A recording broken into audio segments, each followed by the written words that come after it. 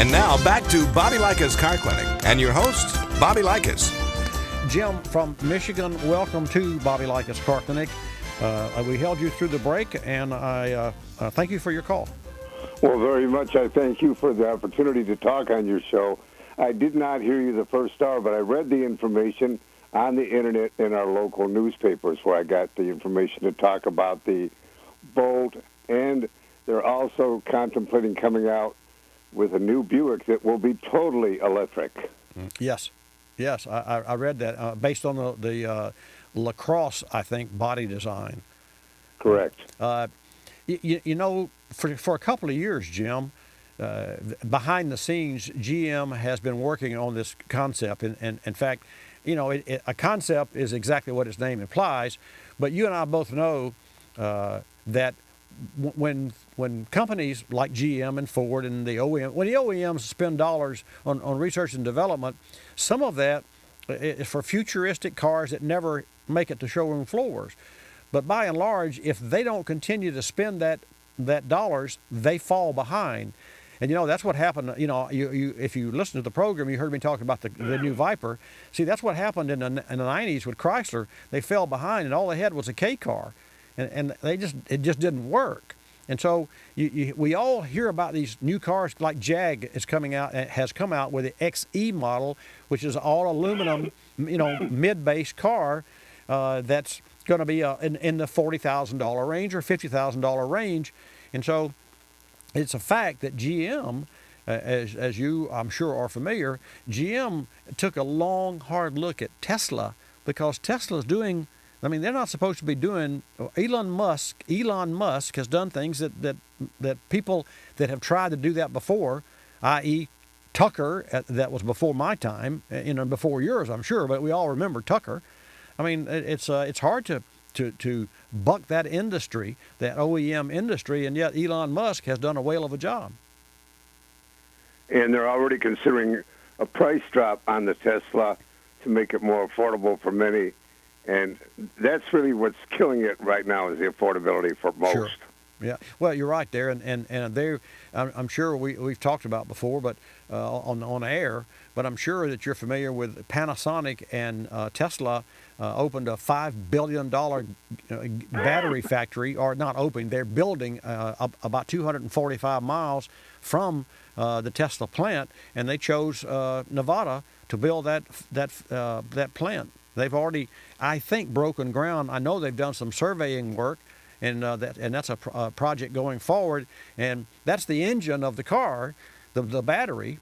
So if they can build a factory and bring battery building to mass, plus sell batteries to other companies for use, then they'll be able to come out with a Tesla that is indeed in that $70,000 range with the Model S. And that's what, I mean, there's no doubt, and I will tell you this, GM has invested $1.82 billion in Michigan, in your state, related to electrification and the Volt. It's just amazing. So where do you see that industry, and where do you see that the electric car in our lives go in the future?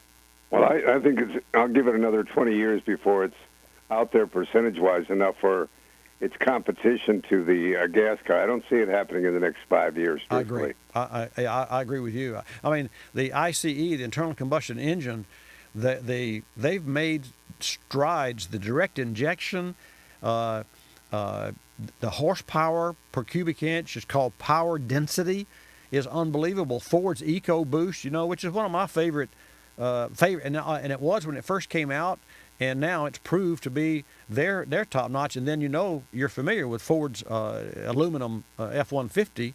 I mean, that's 732 pounds lighter than same vehicle 2014. That's gas mileage. Well, that was one of the greatest innovations in the last year in my book. I agree. And recently we had a gentleman on from GM. Actually, I think it was from Auto Week magazine. Yeah, it was. It was the editor of Auto Week magazine, and they gave they didn't give, they chose their editors through testing the Chevrolet Colorado for the truck of the year, 2015. Now, I presume meant that the F-150 aluminum wasn't in the mix, because whether you're a Ford, GM, or Chrysler fan, follower, or believer, there's no doubt that an aluminum body F-150 is the game changer. And, manufacturers and corporations like to talk about, I got a game changer here, but the bottom line, having an aluminum body is a game changer. And Ford Motor Company, they're in the process of proving that right now. We'll see that. What do you think? I think you're right. We'll keep an eye on it.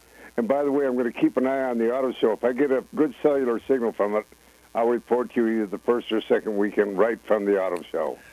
Fantastic. That would be great. So you're going there, right? Well, you should get a signal, because I don't know. Sometimes you do, and sometimes there's so many people on cell phones, and you're in the halls, and those buildings are all metal. But just depends on the convention director and the IT team as to how much signal they will give cell phones within. They sell POTS lines and ISDN lines as part of what exhibitors buy at those shows. That's part of the convention, just like at CES or at SEMA or CARS. We went to CARS, which is the Congress of Automotive and Repair in New Orleans, and we ended up spending a lot of money on the booth, even to the point that when you open a booth at one of those shows, you must carpet the floor. We had a 10x10 booth, and it cost us $1,000 for this carpet. Wow. $1,000 for the carpet. I mean, but you got it was all union labor, and you must carpet your booth, and because you can't otherwise. Of course, I that's okay. That's fine with me. The bottom line is, when you go to shows like that, it amazes me how you can take an empty warehouse, if you call it a warehouse, concrete floor, and on Sunday, and then on Tuesday you open, and you've got with SEMA more than 2 million square feet. That's more than 50, almost 60 football fields of setups. It's amazing. It amazes me. I did it. It does me as well. Hey, I do want to hear from you when you go to the auto show. That would be really great.